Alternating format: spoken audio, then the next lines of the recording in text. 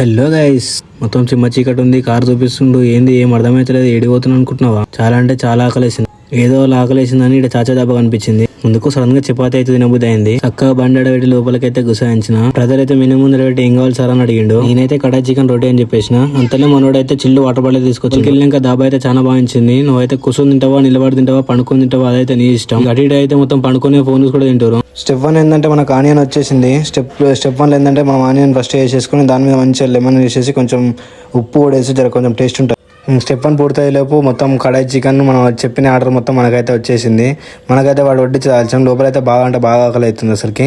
ఇక అన్ని రెడీగా పెట్టి ఇక మొత్తం ఇంకా చపాతీలు ఒకటేసే ఉంది. ఇక చపాతీలు వేసినాక ఇక మనం అవుతామా, మనం మొత్తం ఎట్లా చూడరు ఇక లాగాయించడం స్టార్ట్ చేసాం. తినుడు స్టార్ట్ చేసినాం అంటే పక్కోడు తిట్టినా ఆడ ఏం చేసినా మనం పట్టించుకునే అవుతుండదు. ఆ రోజు ఏంటంటే మనం పొద్దుగాల నుంచి అయింది లేదు ఆడ పాయింట్. అందుకనే ఎవరు పట్టించుకోకుండా ఫస్ట్ పటా వేసేస్తూనే ఉన్నా. సరే ఇదంతా ఏంది ఒకటే సోది, అసలు విషయం చెప్పి అంటావా? దీని అమ్మ పైసలు పోతే పోయినాయి కానీ టేస్ట్ అయితే మామూలుగా లేదు మామ, అదిరిపోయింది. ఇంకో పాయింట్ ఏంటంటే నేను అసలు బయటనైతే నార్మల్గా అయితే తిన్నాను. ఇక్కడ కూడా ఒక చపాతి అయితే టేస్ట్ చూసిన బాగుంటేనే తిందాం అనుకున్నా. బాగాలేకపోతేనైతే ఆనించి అసలు పోదామని చూసిన. సూపర్ అని చెప్పి అంత చేయి అయితే లేపము. ఎంత బాగుంటే చేయలేపినట్టు మీరు అర్థం చేసుకోండి. కడాయి చికెన్ అంటే నేను కడాయిలో ఏం పీసలే అనుకున్నాను. డైరెక్ట్ కడాయి పట్టుకొచ్చిండు. నేనే షాక్ అయిపోయినా.